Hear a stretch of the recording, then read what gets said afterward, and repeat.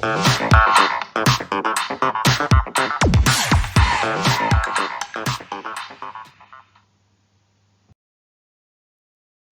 Everyone, welcome back to my channel medico ma'am. एक बार फिर मैं आप सभी का स्वागत करती हूँ आपके अपने चैनल मेडिको मैम में। हमारी CHO की क्लासेस चल रही हैं और उन्हीं क्लासेस को आगे बढ़ाते हुए हम आगे के टॉपिक कवर करते हैं। आज के जो हमारी वीडियो का जो टॉपिक है वो है डेमोग्राफी, सर्विलेंस और इंटरप्रिटेशन ऑफ डाटा। ये टॉपिक बहुत ही इम्पोर्टेंट टॉपिक है और इससे रिलेटेड क्वेश्चन एग्जाम में एक क्वेश्चन तो इसमें बहुत बार पूछा गया है। किसी भी एग्जाम को ले लो आप, जो भी मेडिकल फील्ड से हैं उसमें, कि डेमोग्राफी क्या होती है और डेमोग्राफी की जो साइकिल होती है वो क्या होती है। डेमोग्राफिक साइकिल से क्वेश्चंस बार बार एग्जाम में पूछे जाते हैं। तो इस वीडियो में मैं आपको डेमोग्राफिक जो साइकिल है उससे रिलेटेड, इसके अलावा और भी इसके कुछ टॉपिक्स हैं उनको मैं डिटेल से इसमें स्टडी कराऊंगी। आपका पूरा कॉन्सेप्ट इसमें क्लियर हो जाएगा, किसी तरह का कोई कंफ्यूजन आपके माइंड में नहीं रहेगा। और इससे रिलेटेड क्वेश्चंस अगर एग्जाम में आएंगे तो आप उनको बिल्कुल भी गलत नहीं करेंगे, क्योंकि आपका सारा कॉन्सेप्ट क्लियर हो जाएगा। तो इससे पहले हम 4 टॉपिक कर चुके हैं हमारे जो सिलेबस है उसके। अगर आपने वो वीडियो नहीं देखे हैं तो आप चैनल पर जाकर के वो वीडियो देख सकते हैं। वो बहुत हेल्पफुल रहेंगे आपके लिए एग्जाम की दृष्टि से, क्योंकि उसमें मैंने क्या है कि सेलेक्टेड क्वेश्चंस लिए हैं और टॉपिक वाइज लिए हैं। एक भी क्वेश्चंस उसमें छोड़ा नहीं गया है कि किसी भी तरीके से अगर क्वेश्चन आता है कहीं से भी तोड़ मरोड़ के, तो भी आप उसका आंसर आसानी से दे सकते हैं। तो अगर आपने वो वीडियो नहीं देखे तो आप चैनल पर जाकर वो वीडियो देख सकते हैं। तो चलिए स्टार्ट करते हैं हम आज का हमारा वीडियो। आपको वीडियो में लास्ट में कुछ ऐसे मैंने क्वेश्चंस भी इसमें डाले हैं जिससे आपको पता चल जाएगा कि आपने जो पिछले वाले वीडियो देखे हैं या नहीं देखे हैं, कि उनका आपने रिवीजन किया है या नहीं किया है, क्योंकि मैंने उसी से सेलेक्टेड कुछ क्वेश्चंस इसमें पूछे हैं। तो उन क्वेश्चंस को आपको क्या करना है, आंसर देना है, कि आपका सेल्फ एनालिसिस हो जाएगा एक तरीके से कि आपने जो पढ़ा है वो कितना पढ़ लिया, कितना आपको वो लर्न हो गया है। तो इसी बेस पर जो हमने अब तक जो वीडियो अपलोड कर चुकी हूँ मैं, उन्हीं में से कुछ क्वेश्चंस लिए हैं। तो उनके आंसर आपको कमेंट बॉक्स में देने हैं कि उनके आंसर क्या होंगे। तो चलिए स्टार्ट करते हैं बिना टाइम वेस्ट किए। आज का वीडियो थोड़ा लंबा हो जाएगा लेकिन बहुत ही इम्पोर्टेंट टॉपिक है, इसको आपको स्किप नहीं करना है। अगर वीडियो आपको ज़्यादा लंबा लगे तो आप इसको 2x पर या 175x पर करके भी क्या कर सकते हैं, देख सकते हैं। लेकिन इसमें कुछ समझाने की भी चीज़ है, इसलिए मैंने ये वीडियो थोड़ा सा समझाने के हिसाब से थोड़ा लंबा बनाया है, ताकि आपका जो कॉन्सेप्ट है वो क्लियर हो सके। ठीक है, तो चलिए हम स्टार्ट करते हैं हमारा वीडियो। सबसे पहले हम देख लेते हैं, फर्स्ट क्वेश्चन है, in birth rate is high and death rate is decline, the country will be in which state of demographic cycle. जो डेमोग्राफिक साइकिल, पहले तो आपको ये समझना पड़ेगा कि डेमोग्राफी आखिर होती क्या है। डेमोग्राफी का मतलब होता है, जो 2 वर्ड से बना है, डेमो और ग्राफी। डेमो मीन्स होता है पॉपुलेशन, ग्राफी मीन्स होता है स्टडी, मतलब जो लोगों की जो स्टडी की जाती है जिसके बेस के ऊपर, उसको हम बोलते हैं डेमोग्राफी। ठीक है, तो इसमें हम क्या लेंगे कि ऐसे डेमोग्राफिक साइकिल को हम क्या बोलेंगे जिसमें अंत क्या होता है, if birth rate is high, birth rate क्या हो जाती है, हाई हो जाती है, और डेथ रेट क्या होती है, डिक्लाइन हो जाती है, कम हो जाती है। तो उस सिचुएशन में कौन सी डेमोग्राफी साइकिल आती है। ऑप्शन आपके सामने है, हाई स्टेशनरी होती है, बी ऑप्शन है लेट एक्सपेंडिंग होती है, या सी ऑप्शन है अर्ली एक्सपेंडिंग होती है, या डी ऑप्शन है लो स्टेशनरी होती है। तो इसका आपको राइट आंसर बताना है क्या होगा इसका राइट आंसर। इसके बाद में ये जो सारी स्टेजेस हैं उनके बारे में मैं आपको डिटेल से इसी वीडियो में बताने वाली हूँ कि क्या क्या होती है। हाई स्टेशनरी क्या होगी, लेट एक्सपेंडिंग क्या होगी, और अर्ली एक्सपेंडिंग और लो स्टेशनरी में क्या क्या होता है। तो इसका जो राइट आंसर है वो हो जाएगा option C is the right answer. Early जो एक्सपेंडिंग होती है डेमोग्राफिक साइकिल, उसके अंदर जो बर्थ रेट है वो हाई हो जाती है और डेथ रेट क्या हो जाती है, उसमें डिक्लाइन हो जाती है। ठीक है, लो नहीं कह सकते, डिक्लाइन हो जाती है, मतलब थोड़ी कम हो जाती है इसके अंदर। नेक्स्ट है, अब हम देख लेते हैं, in the demographic cycle eight which stage does India stand at present. जो डेमोग्राफिक साइकिल है उसमें जो इंडिया है कौन सी स्टेज के अंदर आता है, ऑप्शन ए है हाई स्टेशनरी, ऑप्शन बी है लेट एक्सपेंडिंग, ऑप्शन सी है अर्ली एक्सपेंडिंग, या ऑप्शन डी है लो स्टेशनरी। तो इसका जो राइट आंसर है, इंडिया कौन से डेमोग्राफिक साइकिल में आता है, तो इसका जो राइट आंसर है वो हो जाएगा B is the right answer, late expanding में आता है इंडिया। अब हम इसको समझ लेते हैं कि आखिर में ये जो डेमोग्राफिक साइकिल है वो क्या है। ठीक है, आपके सामने चार्ट ये खुल गया है, तो आप देख सकते हैं जो इसमें स्टेजेस होती हैं वो होती हैं टोटल 5 स्टेजेस होती हैं। इनके नाम दिए, फर्स्ट स्टेज को बोलते हैं हाई स्टेशनरी, सेकंड को है अर्ली एक्सपेंडिंग, थर्ड है लेट एक्सपेंडिंग और लो स्टेशनरी और डिक्लाइन। ठीक है, ये 5 स्टेजेस हो गई इसकी, इसमें हमने लिया है। फिर उसके बाद क्या है बी, इसके तो नाम दे दिए हमने इसमें फर्स्ट सेकंड थर्ड और फोर्थ फिफ्थ स्टेजेस के। इसमें बी आर का मतलब होता है बर्थ रेट और डी आर का मतलब होता है डेथ रेट। ठीक है, पॉपुलेशन ग्रोथ, पॉपुलेशन क्या होगी इन कंडीशंस में, और ये क्या है इसके कुछ एग्जांपल्स हैं, कौन कौन सी कंट्री में कौन कौन सी डेमोग्राफिक साइकिल पाई जाती है। तो फर्स्ट स्टेज को हम लेते हैं। फर्स्ट स्टेज है हाई स्टेशनरी। हाई स्टेशनरी किसको बोलेंगे, हाई स्टेशनरी में क्या हो जाएगा, हाई आ रहा है तो इसमें क्या हो जाएगा, बर्थ रेट और डेथ रेट दोनों ही क्या हो जाती है, हाई हो जाती है। तो आप इस तरह से इसको याद रख सकते हैं, हाई स्टेशनरी। हाई स्टेशनरी का मतलब क्या होता है, हाई आ रहा है इसमें, ठीक है, तो दोनों में क्या हो जाएगी, हाई हाई, और जो पॉपुलेशन होगी वो क्या होगी, इंक्रीज हो जाएगी। ये जो सिचुएशन थी वो कब थी, इंडिया की थी बिफोर 1920। 1920 से पहले की जो सिचुएशन थी वो इंडिया कौन सी डेमोग्राफिक साइकिल में स्थित था, वो था हाई स्टेशनरी में। ठीक है, इसमें बर्थ रेट भी क्या थी, हाई थी, और डेथ रेट भी हाई थी। ठीक है, उस टाइम क्या हो रहा था कि कुछ महामारियां फैल रही थी इंडिया में, तो इसकी वजह से पॉपुलेशन भी बढ़ रही थी, लेकिन इसको बोल सकते हैं हम, जो बर्थ है बच्चों का बर्थ भी क्या ज़्यादा हो रहा था, लेकिन डेथ भी क्या हो रही थी, ज़्यादा हो रही थी। क्यों, क्योंकि उस टाइम महामारी की वजह से उनकी डेथ रेट भी बढ़ रही थी। तो इस टाइम की जो कंडीशन है इंडिया की 1920 की जो सिचुएशन है वो होती है हाई स्टेशनरी डेमोग्राफिक साइकिल में, और उसमें क्या होता है कि जो पॉपुलेशन है वो क्या होती है, इंक्रीज होती है, बढ़ती है। नेक्स्ट जो स्टेज है वो है अर्ली एक्सपेंडिंग। अर्ली एक्सपेंडिंग है, इसमें क्या होता है कि बर्थ रेट क्या हो जाएगी, जो जन्म दर है वो तो बढ़ जाएगी, और जो डेथ रेट है वो इसके कंपैरिजन में क्या हो जाएगी, कम हो जाएगी, डिक्लाइन हो जाएगी। तो ऐसी जो कंडीशन होगी उसको क्या होगी, पॉपुलेशन उसमें इंक्रीज करेगी, डेथ रेट क्या हो रही है, कम हो रही है। ठीक है, comparison to the birth rate, तो पॉपुलेशन क्या हो जाएगी इसकी, बढ़ जाएगी। और ये जो सिचुएशन है वो कहाँ पर है, अफगानिस्तान की होती है, इसका एग्जांपल है अफगानिस्तान में। थर्ड है इसमें लेट एक्सपेंडिंग। लेट एक्सपेंडिंग है तो इसमें क्या हो जाएगी, डिक्लाइन हो जाएंगी, दोनों ही डेथ रेट और बर्थ रेट दोनों ही क्या हो जाएंगी, डिक्लाइन हो जाएंगी। तो पॉपुलेशन क्या होगी, डिक्लाइन का मतलब क्या होता है कि आप समझ रहे होगे कि इसमें इंक्रीज क्यों हो रहा है, फिर पॉपुलेशन इंक्रीज क्यों हो रही है, क्योंकि जो डिक्लाइन है बर्थ रेट उसके कंपैरिजन में क्या होती है, कम होती है, लेकिन जो डेथ रेट है वो क्या होती है, वो भी कम हो रही है। ठीक है, और जो बर्थ रेट है वो भी कम हो रही है, लेकिन जो पहले की जो जनसंख्या है वो तो बनी हुई है ना, तो वो तो क्या होगी, इंक्रीज ही होगी। तो इसलिए जो अभी जो सिचुएशन है वो इंडिया की और नेपाल की है। इसमें अभी जो इंडिया जिस डेमोग्राफिक साइकिल में है उसको बोलेंगे लेट एक्सपेंडिंग में। ठीक है, इस टाइम क्या हो रहा है, बर्थ रेट पर कंट्रोल किया जा रहा है, क्योंकि जो गवर्नमेंट है उसने किसी भी बहुत तरह के फैमिली प्लानिंग है, ठीक है, इसके जो प्रोग्राम है वो चला रखे हैं, तो इससे बर्थ पर क्या हो रहा है, कंट्रोल हो रहा है, बर्थ रेट क्या हो रही है, कंट्रोल हो रही है, और डेथ रेट भी क्या हो रही है, इससे कई तरह की जो हेल्थ फैसिलिटी वगैरह है इसको गवर्नमेंट प्रोवाइड कर रही है सबको, तो इस वजह से मृत्यु दर भी क्या हो रही है, कम हो रही है, लोग मर भी कम रहे हैं और पैदा भी क्या हो रहे हैं, कम हो रहे हैं, तो पॉपुलेशन क्या हो रही है इसमें, इंक्रीज हो रही है।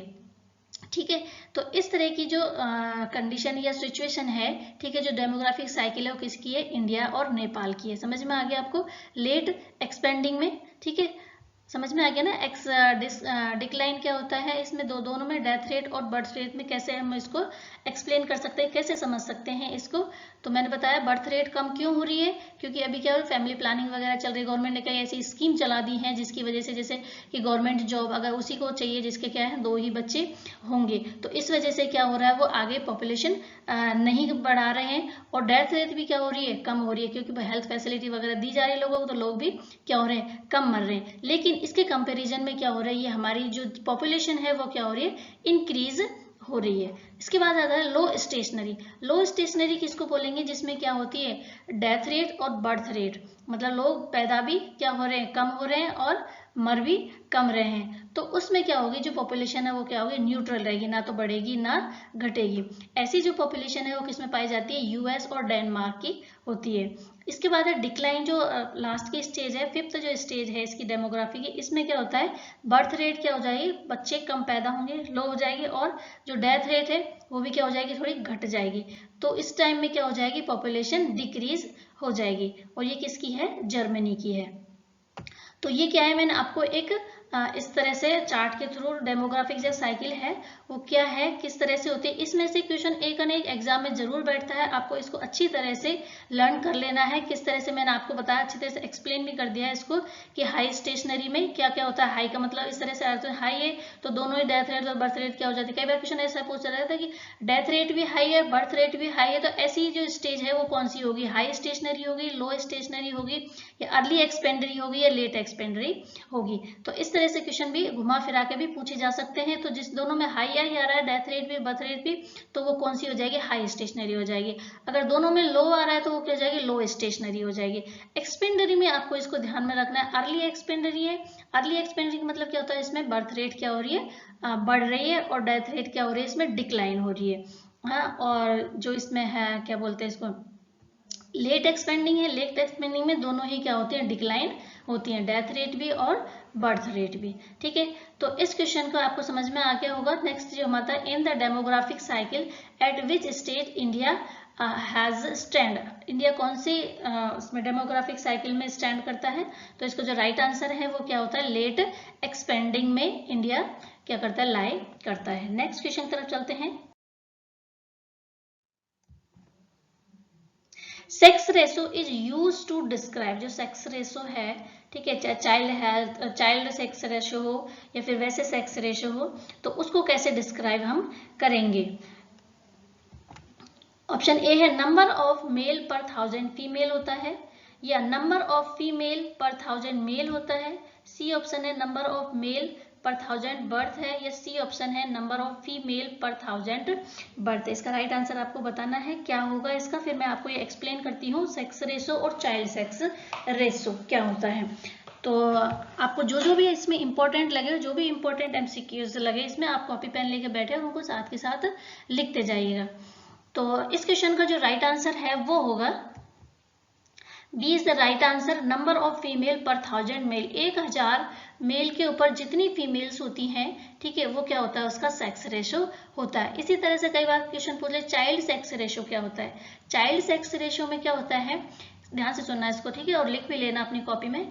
0 से 6 ईयर तक की जितनी भी फीमेल हैं उनके ऊपर जितनी 1000 मेल हैं 0 से 6 के ही, ठीक है, वो क्या होते हैं, उसमें चाइल्ड सेक्स रेशो के अंदर आते हैं।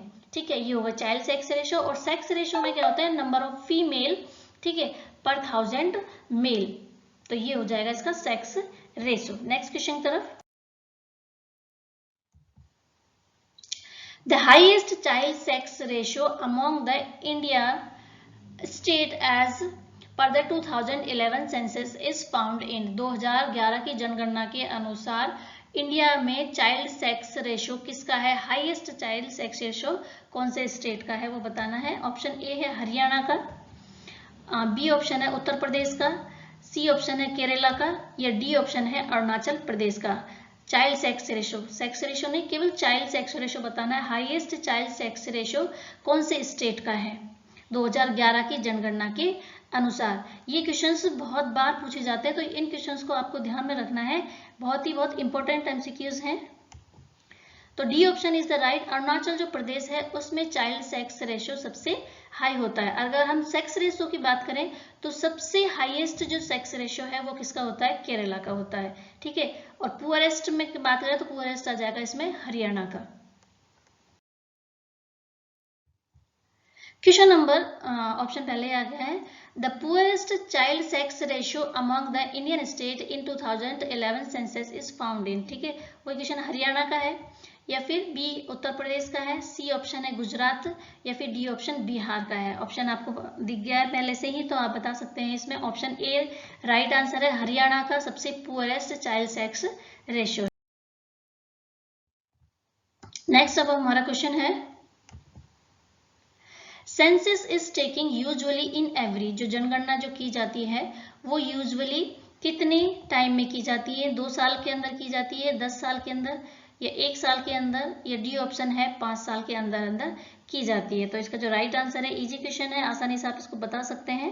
तो इसका जो राइट आंसर है वो है 10 ईयर। ऐसे ही क्वेश्चन आपको एग्जाम में देखने को मिलेंगे। इतना हार्ड पेपर नहीं आने वाला है, बट आपको क्या है, कॉन्सेंट्रेट से आपको क्लास अटेंड करनी है और रेगुलर स्टडी करनी है। इसके अलावा टॉपिक आपको एक भी लेफ्ट नहीं करना है। अकॉर्डिंग टू सिलेबस सारे टॉपिक आपको कवर करते हुए चलना है, तब तो आपको एग्जाम बहुत ही इजी लगेगा। और अगर आपने इधर उधर से बुक्स पढ़ी, ठीक है, बहुत हाई लेवल की बुक्स पढ़ ली हैं, तो उनसे आपको बेनिफिट होने वाला नहीं है। एक तरीके से आप अपना टाइम वेस्ट ही करेंगे और लास्ट में जाकर के आपको ये सिलेबस से ही कंप्लीट करना पड़ेगा। इसलिए पहले से ही आप जो सिलेबस के अकॉर्डिंग जो टॉपिक दे रखे हैं उन्हीं को आप पहले कवर करते जाइए। उसके बाद आपके पास टाइम रहता है तो आप क्या कर सकते हैं, प्रैक्टिस सेट ले सकते हैं, उनके साथ आप क्या कर सकते हैं, प्रैक्टिस कर सकते हैं। लेकिन पहले तो आपको क्या करना पड़ेगा, इसके जो सिलेबस है उसको कंप्लीट करना पड़ेगा। उसके बाद ही आप दूसरा जो सोर्सेज हैं वो आप यूज कर सकते हो, दूसरी बुक्स वगैरह है वो पढ़ सकते हो प्रैक्टिस के लिए। तो अगर आपको CHO का में वो लेना है, सक्सेस लेनी है, CHO को क्रैक करना है, तो अकॉर्डिंग टू आपको स्ट्रेटजी चलना है। एक रणनीति बनाकर ही क्या कर सकते हो, आप इसको क्रैक कर सकते हो। ठीक है, ये तो आपको थोड़ी सी बात समझाने की थी। नेक्स्ट क्वेश्चन की तरफ अब चलते हैं। हमारा जो नेक्स्ट क्वेश्चन है वो, the first complete census of India was conducted. पहली जो जनगणना हुई थी इंडिया में वो कब हुई थी? ये बहुत फेवरेट क्वेश्चंस हैं एग्जाम के, ये बहुत बार बार फ्रिक्वेंटली पूछे जाते हैं इस तरह के क्वेश्चन। 1911 में की गई थी, या 1901 में, या 1891 में की गई थी, या 1881 में की गई थी। तो इसका राइट आंसर आपको बताना है क्या होगा। राइट आंसर इसका हो जाएगा option D is the right answer. 1881 में पहली जनगणना हुई थी इंडिया में। नेक्स्ट है, both birth and death are to be registered within. ठीक है, ये पहले जो था उसका अलग अलग टाइम था। ठीक है, जो बर्थ का जो रजिस्ट्रेशन करवाना था वो 7 दिन के अंदर, और जो डेथ का था वो 14 डेज के अंदर करवाना था। लेकिन अब ये चेंज हो गया, दोनों के लिए एक ही डेट क्या कर दी गई है, इसको बना दी गई है। तो वो आपको बतानी है, डेथ और बर्थ जो रजिस्ट्रेशन है वो कितने दिनों के अंदर अंदर करा लेना चाहिए। तो 1 मंथ के अंदर, या 1 ईयर के अंदर, या 45 डेज के अंदर, या 21 डेज के अंदर अंदर डेथ और बर्थ का रजिस्ट्रेशन करवा लेना चाहिए। तो इसका जो राइट आंसर है वो हो जाएगा 21 डेज हो जाएगा इसका राइट आंसर।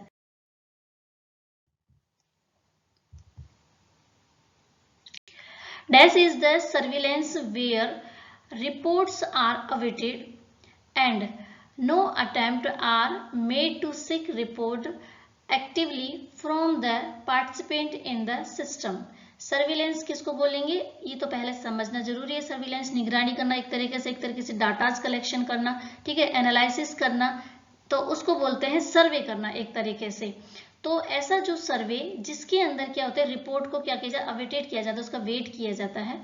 और किस मतलब no attempt are made to seek report actively, मतलब जो रिपोर्ट है वो एक्टिवली नहीं ली जाती है from the participant in the system. System के अंदर जो भी पार्टिसिपेंट है वो उस रिपोर्ट को एक्टिवली नहीं दे करके कैसे देता है, पैसिवली उसको देता है। तो ऐसी जो सर्विलेंस है उसको क्या बोलेंगे, पैसिव सर्विलेंस बोलेंगे, या एक्टिव सर्विलेंस बोलेंगे, या फिर सैनिटाइज सर्विलेंस बोलेंगे, या डी ऑप्शन है नन ऑफ दी अबव बोलेंगे। तो इसका राइट आंसर है वो ए ऑप्शन है, पैसिव सर्विलेंस। इसमें क्या होता है, जो पार्टिसिपेंट होता है, जो डाटा कलेक्टर होता है, वो क्या होता है कि एक्टिवली ना जा करके क्या करता है, वो वेट करता है कि उसके पास क्या है, वो डाटाज आए और उसके बाद वो उसकी रिपोर्ट करे। तो ऐसे जो सर्विलेंस होता है उसको क्या बोलते हैं, पैसिव सर्विलेंस बोलते हैं। हम समझ लेते हैं ये सारा जो क्या है सैंपल टेक्निक की प्रोसेस है। इसमें हम किस किस तरह से सैंपल लेते हैं। तो पहला है रैंडम सैंपलिंग टेक्निक। रैंडम जो सैंपल टेक्निक है वो क्या होती है कि sampling is a technique to do research in large population, जो एक बहुत बड़ी पॉपुलेशन है उसमें क्या की जाती है, रिसर्च की जाती है सैंपल लेने की, by selection of a small group from the populations. एक बहुत बड़ी पॉपुलेशन है उसमें से क्या कर लेते हैं, कुछ लोगों का एक स्मॉल ग्रुप सेलेक्ट कर लिया जाता है। इसके लिए that can be study the result are export for the whole population form, और उसके बेस के ऊपर जो रिजल्ट तैयार किया जाता है वो पूरी पॉपुलेशन को रिप्रेजेंट करता है। फॉर एग्जांपल, जैसे कि कोई पॉपुलेशन ले लिया, उसमें से कुछ घरों को क्या कर लिया, सेलेक्ट कर लिया, और वहां पर देख लिया कि इन घरों में हाइपरटेंशन के मरीज हैं, डायबिटीज के मरीज हैं, इस तरह से ये हैं, तो होल पॉपुलेशन को उसी के अकॉर्डिंग क्या कर लिया जाता है, मान लिया जाता है कि इतनों को इसमें पूरी पॉपुलेशन में इतने परसेंट क्या होंगे, इसमें इतने मरीज होंगे। ठीक है, इस तरह से क्या किया जाता है, इसकी रैंडमली क्या है, सैंपल लिए जाते हैं। अब रैंडम जो सैंपल लिए जाते हैं उसके भी क्या है, कुछ टाइप्स हैं, जैसे simple random technique. Simple random technique में क्या करते हैं, सिंपल एक रैंडमली कोई सैंपल ले लिया जाता है और उसके बेस के ऊपर पूरी पॉपुलेशन को उसी तरह उसको कंसिडर किया जाता है, या फिर टेबल इसकी बना लिया जाता है। Sample are withdrawn with the help of random number, कोई भी एक नंबर ले लिया और उसके अकॉर्डिंग ही क्या करते हैं, पूरे सैंपल को कंसिडर कर लेते हैं। अब आ जाता है सिस्टमेटिक रैंडम कैसे लिया जाता है। सिस्टमेटिक जो सैंपल लिया जाता है उसमें सबसे पहले एक रैंडमली एक नंबर उठा लिया जाता है, उसके बाद कुछ इंटरवल्स में, जैसे 10K में 10 एक घर को ले लिया, उसके बाद 10 घर छोड़ करके फिर सैंपल ले लिया, फिर 10 घर छोड़ करके फिर एक सैंपल ले लिया। तो इस तरह से क्या लेते हैं, सिस्टमेटिक तरीके से सैंपल कलेक्ट किया जाता है। ठीक है, तो ये समझ में आ गया। तो कोई सा भी इंटरवल ले सकते हैं, ये तो मैंने फॉर एग्जांपल आपको समझाने के लिए बताया कि 10 का इंटरवल ले सकते हैं, 100 का भी ले सकते हैं। ठीक है, एक पॉपुलेशन ले ली और सबसे पहले एक घर को हमने रैंडमली सेलेक्ट कर लिया, उसके बाद हम क्या चलेंगे, 100 घर छोड़ करके फिर हम क्या ले लेंगे, एक सैंपल और ले लेंगे, फिर 100 घर छोड़ करके फिर एक और सैंपल ले लेंगे। तो इस तरह से जो सिस्टमेटिक हमने क्या है, एक सिस्टम बना लिया उनको सैंपल कलेक्ट करने का। अगर आपको वीडियो थोड़ा सा लंबा लग रहा है तो आप क्या कर सकते हैं, उसको 2x में देख करके भी आप इसको देख सकते हैं। पर तो यहाँ पर ये चीजें समझाना भी बहुत जरूरी है, क्योंकि ये कॉन्सेप्ट के बेस पर है, इनको आप समझेंगे तो ही क्वेश्चंस आप क्या सही कर सकते हैं। इसके बाद आता था जो स्ट्रेटिफाइड रैंडम सैम्पलिंग है, उसमें क्या करते हैं, इसमें करेंगे हम divide the population into homogeneous group. जो पॉपुलेशन है उसको क्या करते हैं, कुछ होमोजेनियस ग्रुप में डिवाइड कर देंगे और उसके बाद उसके सैंपल लेंगे, जैसे कि सेक्स के अनुसार पॉपुलेशन को डिवाइड कर दिया, जैसे मेल मेल को एक ले लिया, फीमेल फीमेल को एक साइड में एक ग्रुप बना लिया उसका, उसके बाद क्या करते हैं, उसके सैंपल लिए जाते हैं। तो सैंपल ईच होमोजेनियस ग्रुप या स्ट्रा बना लिया जाता है। Very important technique if the underlying variable is presumed to be different distribution. ठीक है, ये तो आपका ये हो गया स्ट्रेटिफाइड रैंडम। आपको ध्यान में रखना है कि इसमें क्या करते हैं, एक स्पेसिफिक होमोजेनियस ग्रुप बना लिया जाता है। इसके बाद आता है क्लस्टर रैंडम टेक्निक। क्लस्टर में क्या करते हैं, इसमें divide the population into cluster, पूरी पॉपुलेशन को एक क्लस्टर में एक क्या कर सकते हैं, उसको एक तरीके से ग्रुप में डिवाइड कर दिया जाता है। एक पॉपुलेशन का ले लेते हैं। Clusters are defined by geographical boundaries, जैसे ज्योग्राफिकल बाउंड्री थी, यहाँ से लेकर के यहाँ तक एक ग्रुप बना लिया, एक ज्योग्राफिकल बाउंड्री ले लेते हैं, एरिया के अकॉर्डिंग उसको डिवाइड कर देते हैं पॉपुलेशन को, और फिर उनका क्या किया जाता है, सैंपल लिया जाता है। जैसे इस वार्ड का एक ए नंबर वार्ड हो गया, 2 नंबर वार्ड हो गया, 3 नंबर का वार्ड हो गया, तो वो क्या करते हैं, उसको ज्योग्राफिकली एरिया के रूप में उसको डिवाइड कर दिया जाता है और फिर उसका क्या लिया जाता है, सैंपल लिया जाता है। तो ये क्या है, ये सैंपल रैंडम टेक्निक है। आपको ये ध्यान में रखना, जो रैंडम सैंपलिंग टेक्निक है ये 3-4 हैं इसमें। सिंपल रैंडम टेक्निक है, सिस्टमेटिक क्या होती है, और स्ट्रेटिफाइड क्या होती है, और क्लस्टर क्या होता है। एग्जाम में कई बार क्वेश्चन इस तरह से इनकी डेफिनेशन ना पूछ करके इस तरह भी पूछ लेते हैं कि which of the following is the random sample technique. तो आपको इसमें से क्या है, एक इसमें से दे देंगे और 2 या 3 इसमें से दे देंगे नॉन रैंडम सैंपल टेक्निक में। तो आपको आइडेंटिफाई करना है कि इनमें से कौन सी रैंडम सैंपल टेक्निक है और कौन सी नॉन रैंडम सैंपल टेक्निक है।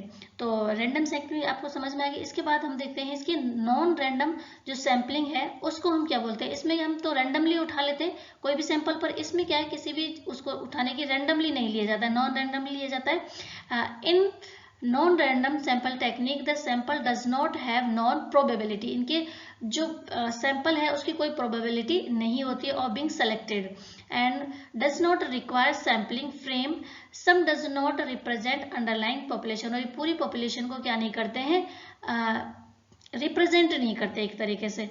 रैंडम जो सैंपल टेक्निक है उसमें तो क्या करते हैं कि पूरी पॉपुलेशन को वो सैंपल रिप्रेजेंट करता है कि इसमें ये सैंपल आया, इसका ये पॉजिटिव केस आया, तो पूरी पॉपुलेशन में ये केस हो सकते हैं, ठीक है, उसकी प्रोबेबिलिटी होती है। बट इसमें किसी भी तरह की कोई प्रोबेबिलिटी नहीं होती है। तो इसमें जो सैंपल लिए जाते हैं ये पूरी पॉपुलेशन को प्रेजेंट नहीं करते हैं कि अगर एक में इस तरह का साइन सिम्टम आ गया तो पूरी पॉपुलेशन में वो साइन सिम्टम होंगे या नहीं होंगे। तो मतलब इसमें क्या है, इसे में ये नॉन रैंडम होती है, ये पूरी पॉपुलेशन को प्रेजेंट नहीं करती है, और ना ही इसमें जो साइन सिम्टम आते हैं उनकी प्रोबेबिलिटी होती है, आने की संभावना होती है। तो ये कैसे होते हैं, एक तो पर्पजिव होते हैं, पर्पज के अनुसार होते हैं, या कन्वेनियंट होते हैं, जो हेल्थ वर्कर होता है वो अपने कन्वेनियंट के हिसाब से ले लेता है इनके सैंपल।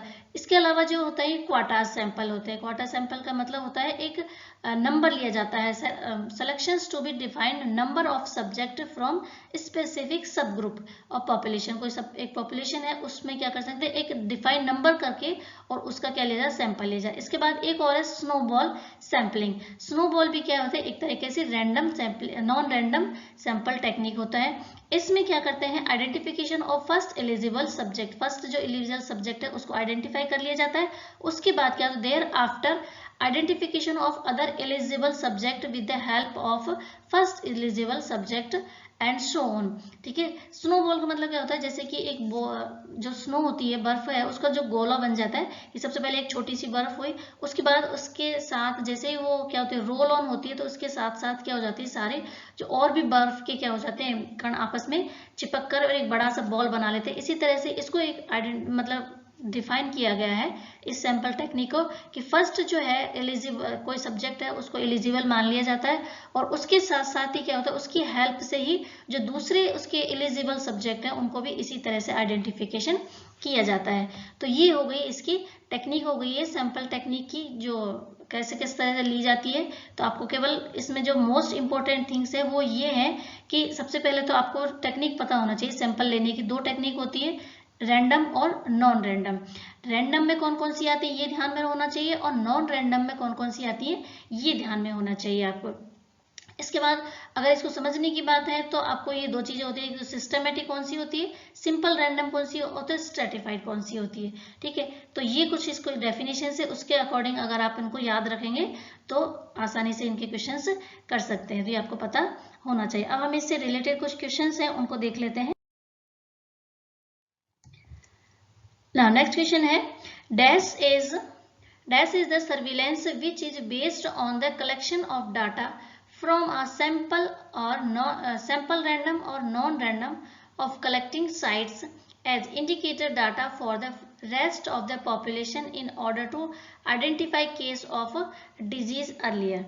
तो ऐसी सर्विलेंस किसको बोलेंगे, जिसमें जो डाटा कलेक्शन किया जाता है वो रैंडमली और नॉन रैंडमली दोनों तरह से ही किया जाता है, कलेक्शन साइट से किसी भी डिजीज को आइडेंटिफाई करने के लिए, किसमें, पॉपुलेशंस के अंदर। तो इसका जो ऑप्शन है वो क्या है, पैसिव सर्विलेंस है, या बी ऑप्शन है एक्टिव सर्विलेंस, सैनिटाइल सर्विलेंस, या फिर नन ऑफ द अबाव। ये क्या है, सर्विलेंस है। तीन मेनली कितने टाइप्स की सर्विलेंस होती है, तीन टाइप्स की होती है, एक्टिव, पैसिव और सैनिटाइल। तो इसका आंसर पहले इस क्वेश्चन का आंसर बता देते, उसके बाद मैं एक्सप्लेन करूंगी जो नेक्स्ट टू सर्विलेंस है उनको।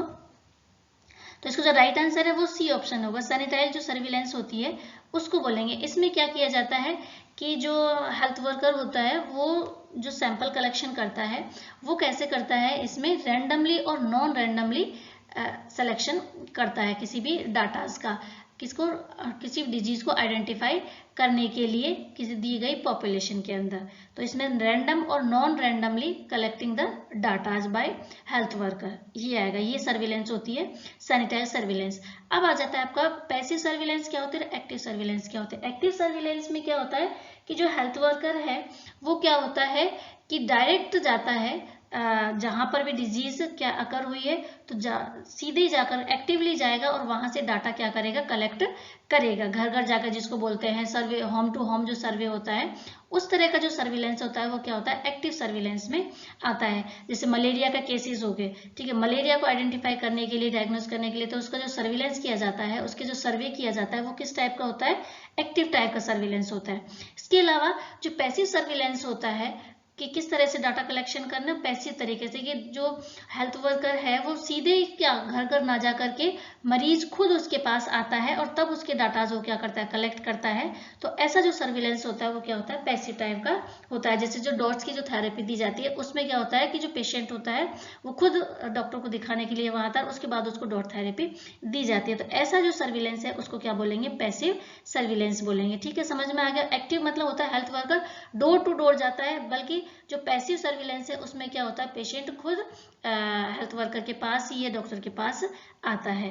तो ऐसे जो सर्विलेंस है उसको क्या बोलेंगे, पैसिव और एक्टिव। आई थिंक आपको समझ में आ गया। और सैनिटाइल में क्या करना है आपको, रैंडमली और नॉन रैंडमली डाटाज कलेक्ट किए जाते हैं। ठीक है, तो आपको क्वेश्चन कैसे लग रहे हैं, आप ये कमेंट बॉक्स में जरूर कमेंट करके बताएं कि ये क्वेश्चन वाकई आपके लिए हेल्पफुल है या नहीं। तो इससे भी मुझे पता चले ताकि मैं अब और इम्प्रूव करूँ अपने इसमें वीडियोस में। अगर आपको कुछ लग रहा है कि इसमें ये इम्प्रूवमेंट की ज़रूरत है तो ये भी आप कर सकते हैं। I will try to improve myself. और क्वेश्चन अच्छे लग रहे हैं आपको तो वीडियो को लाइक शेयर कर दें। चलिए नेक्स्ट क्वेश्चन की तरफ देखते हैं।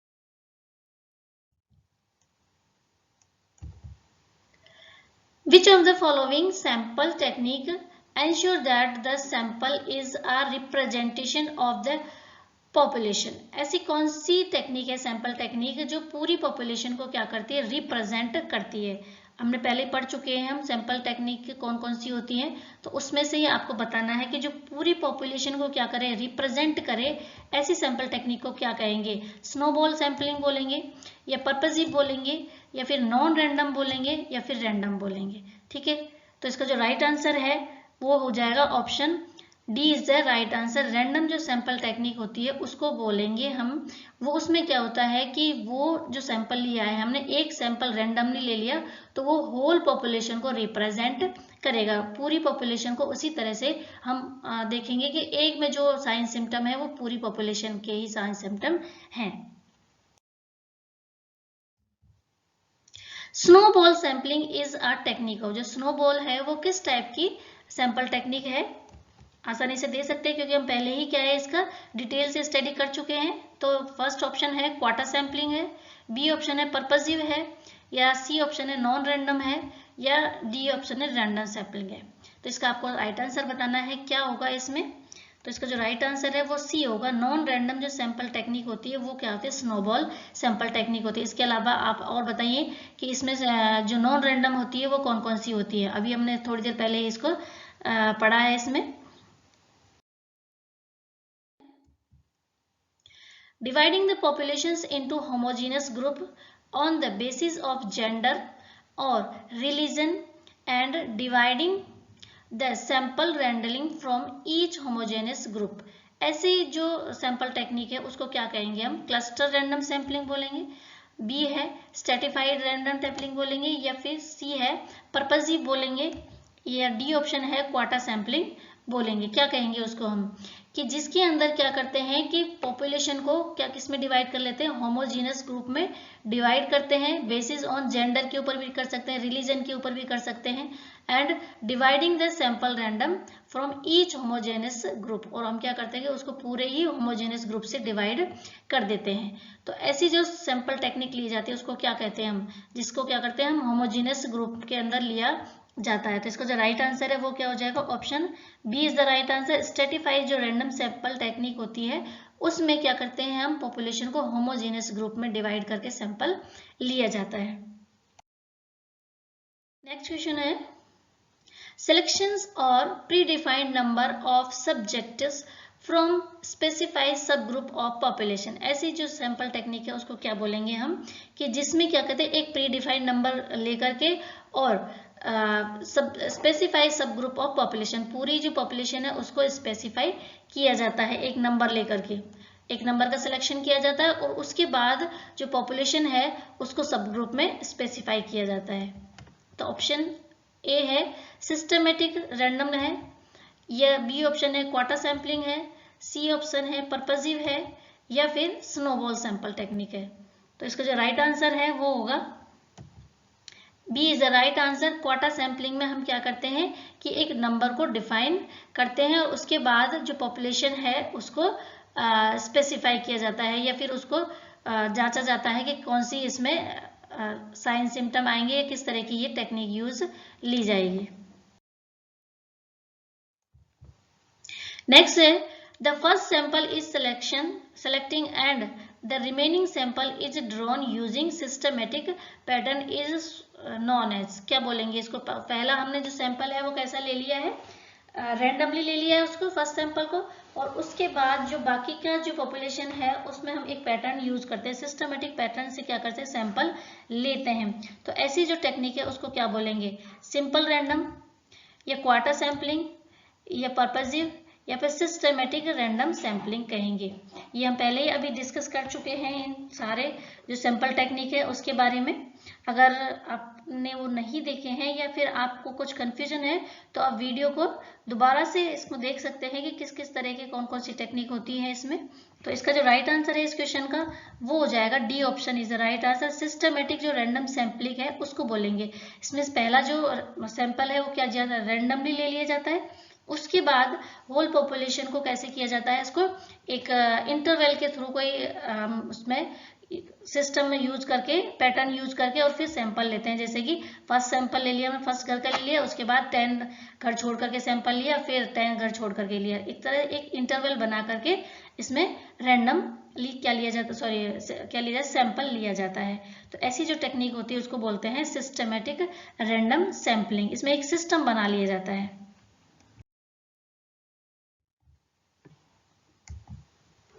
नेक्स्ट है every member of the population is equally likely to be selected and the sample are withdrawn the help of random sample table। तो ऐसे जो टेक्निक है उसको क्या बोलेंगे हम, सिंपल रैंडम, क्वार्टर, पर्पसिव या फिर systematic.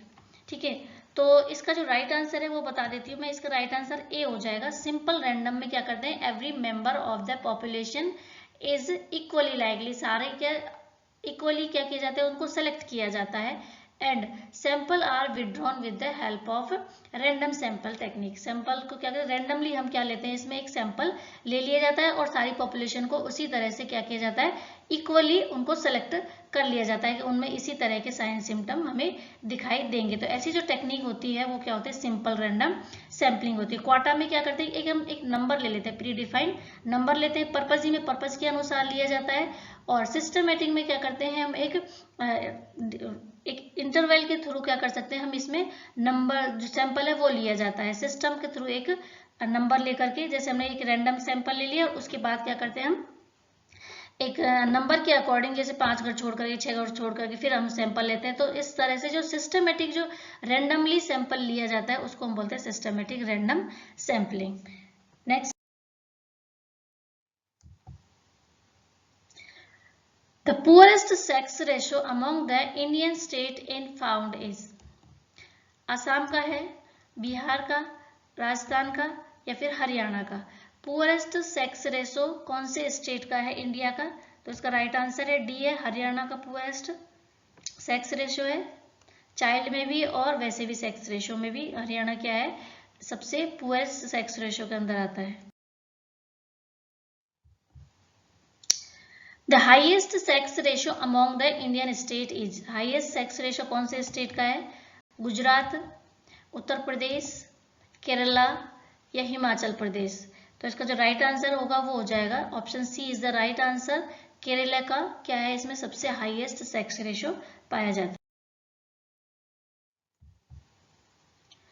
If birth rate is low and death rate is low, ठीक है, the country will be in which state of demographic cycle? कौन सी डेमोग्राफिक साइकिल के अंदर आएगी अगर कंट्री में क्या हो रहा है, डेथ रेट और बर्थ रेट दोनों ही लो है? तो high stationary, late expanding, early expanding या फिर लो स्टेशनरी?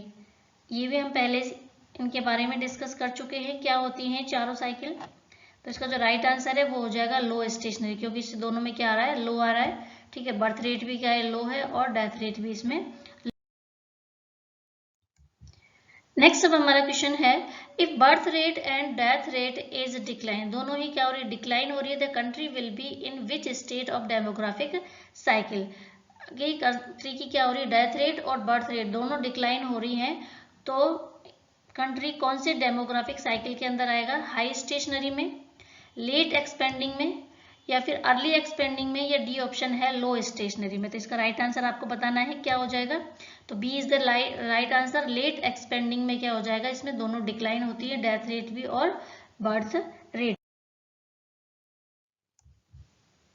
नेक्स्ट क्वेश्चन है, the important source of vital statistics in India are, vital जो स्टैटिक्स हम लेते हैं उसके इम्पोर्टेंट सोर्स कौन कौन से हैं, किन किन थ्रू के लिए जाता है। वाइटल स्टैटिक्स किसको बोलते हैं, कि वाइटल स्टैटिक्स वो होते हैं जिसके थ्रू, जैसे कितनी डेथ हुई है, कितनी बर्थ रेट क्या है, ठीक है, बर्थ है, डेथ है, मैरिज है, हेल्थ है, डिजीज, हेल्थ और डिजीज है, इनके जो डाटाज कलेक्ट किए जाते हैं उनके क्या सोर्सेज, किन किन के थ्रू हम ये वाइटल स्टैटिक्स कलेक्ट कर सकते हैं, इनके सोर्स बताने हैं आपको। पॉपुलेशन सेंसस या जनगणना के थ्रू कर सकते हैं, सिविल रजिस्ट्रेशन सिस्टम के थ्रू कर सकते हैं, या सैंपल रजिस्ट्रेशन सिस्टम के थ्रू कर सकते हैं, या डी ऑप्शन है ऑल ऑफ दी अबव से कर सकते हैं। तो इसका राइट आंसर आपको बताना है क्या होगा, तो इसका राइट आंसर है D option is the right answer.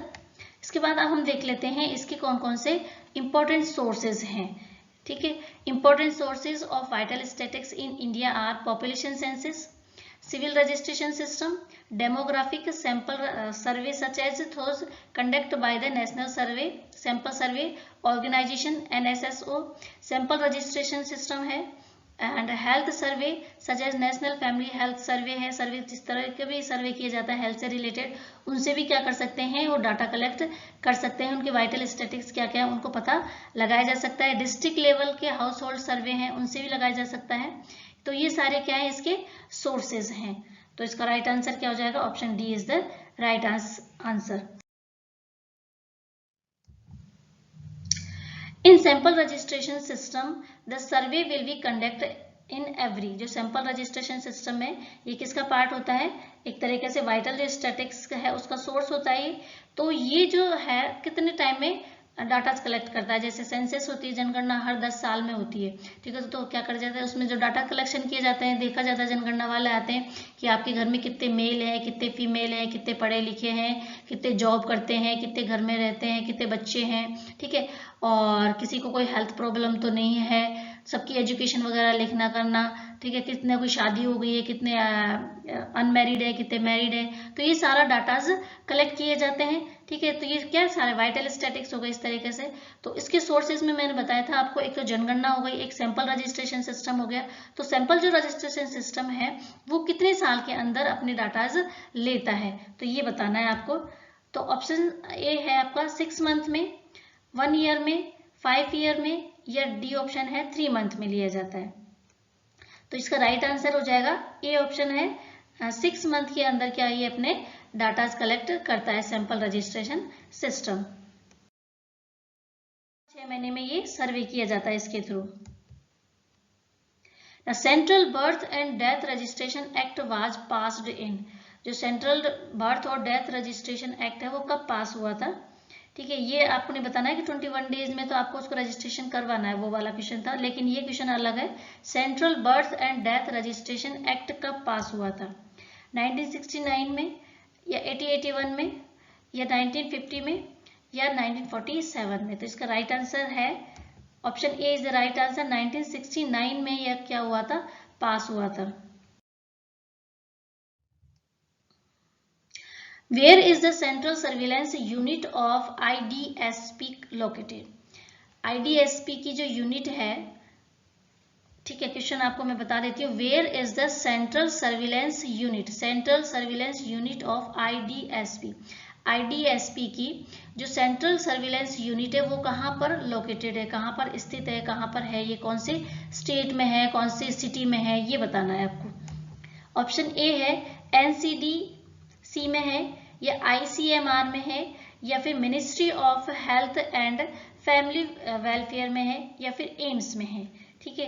ये नेशनल से ही रिलेटेड हैं सारे, तो ये आपको बताना है कहाँ पर है, किस में है ये आपको।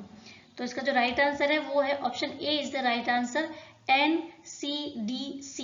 ठीक है, नेशनल कंट्रोल डिजीज, ठीक है, सेंटर इसको ये बोलते हैं। और ये कहाँ पर है? दिल्ली में है ये वाली। अब मैं आपको बता देती हूँ इसका ICDS है, इंटीग्रेटेड डिजीज सर्विलेंस प्रोजेक्ट। कई बार इसकी फुल फॉर्म भी पूछ ली जाती है, तो आप ये लिख लीजिए IDSP की फुल फॉर्म क्या होती है? Integrated disease surveillance project. ठीक है, अब आपको बताती हूँ मैं इसमें जो इसका ऑर्गेनाइजेशन है IDSP का, किस तरह से इसका ऑर्गेनाइजेशन होता है। तो इसमें जो फर्स्ट जो यूनिट होती है वो सेंटर में होती है, ठीक है, दिल्ली में। तो जो सेंट्रल सर्विलेंस यूनिट है जिसको बोलते हैं CSU, ये कहाँ पर है? NCDC में, दिल्ली में। इसके बाद आ जाते हैं state surveillance unit. State surveillance unit है वो क्या होता है? एक होती है one in each state, her state में एक होती है, और इसका जो हेड होता है वो होता है SSO। ठीक है, SSO मतलब स्टेट सर्विलेंस ऑफिसर। और इसके अंडर क्या होते हैं? 7 कॉन्ट्रेक्चुअल स्टाफ होता है। इसको कौन सपोर्ट करता है? 7 स्टाफ होता है, कॉन्ट्रेक्चुअल होते हैं पर वो। इसके बाद आता है डिस्ट्रिक्ट सर्विलेंस यूनिट होती है, जिसका हेड क्या होता है? DSO होता है, डिस्ट्रिक्ट सर्विलेंस ऑफिसर होता है। ये भी क्या होता है? हर जिले पर एक होता है। और इसको जो सपोर्ट करते हैं वो क्या होते हैं? 3 कॉन्ट्रेक्चुअल स्टाफ होते हैं। तो कई बार इस तरह से भी क्वेश्चन आ सकता है कि SSO को कितने स्टाफ करते हैं, या फिर DSS को कितने स्टाफ सपोर्ट करते हैं। पर मेनली तो आपको ये ध्यान में रखना है कि इसकी जो यूनिट है सेंट्रल सर्विलेंस यूनिट की कहाँ पर है? दिल्ली में है, NCDC में। और स्टेट की कहाँ पर है? स्टेट में पाई जाती है। और डिस्ट्रिक्ट की डिस्ट्रिक्ट में होती है। इसके बाद मैं आपको एक चीज और बता देती हूँ कि इसमें ना, अब हम समझते हैं इसकी कुछ आपको दे रखी है यहाँ पर, इसकी फुल फॉर्म देख लेते हैं क्या होती है। NCDC की फुल फॉर्म होती है national centre for disease control.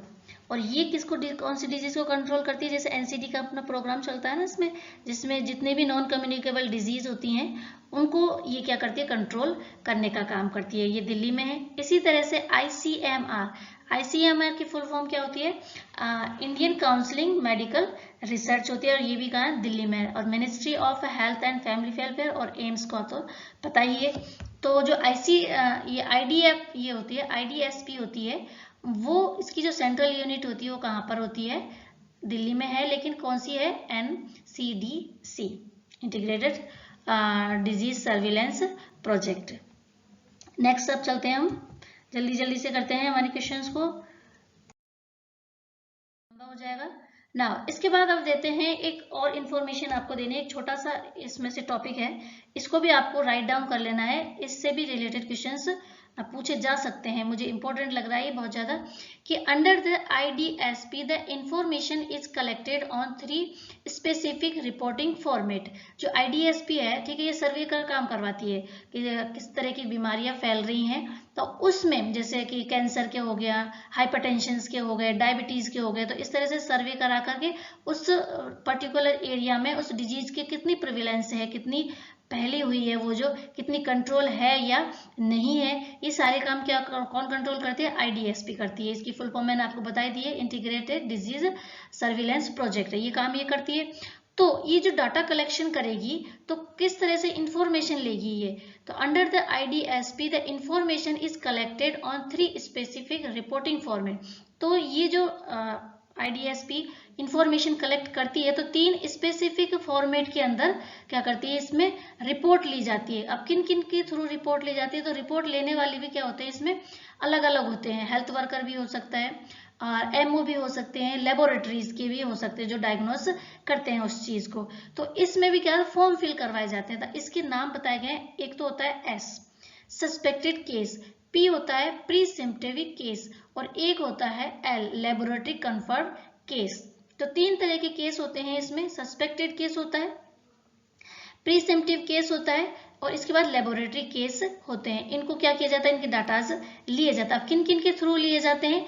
S form लिया जाता है किसके थ्रू? हेल्थ वर्कर के थ्रू, जो सर्वे करता है वो क्या करेगा, उनको देखेगा, उसके साइन सिम्टम को देखकर उनको सस्पेक्ट लगेगा, संदेह लगेगा, हाँ भाई इस पर्सन में इस डिजीज के साइन सिम्टम ये हैं। जैसे हाइपरटेंशन को देखकर लगेगा, उसको बीपी वगैरह देख करके, या फिर उसको जैसे उसके खान पान से, या फिर उसके ओबेसिटी से देख करके, इस तरह से वो उनको आइडेंटिफाई करके फिर उसको सस्पेक्ट लगेगा तो उन केसेस को वो क्या कर लेगा, राइट डाउन कर लेगा। उनको किस में फिल करेगा, उसके डाटाज को एस फॉर्म के अंदर फिल करेगा।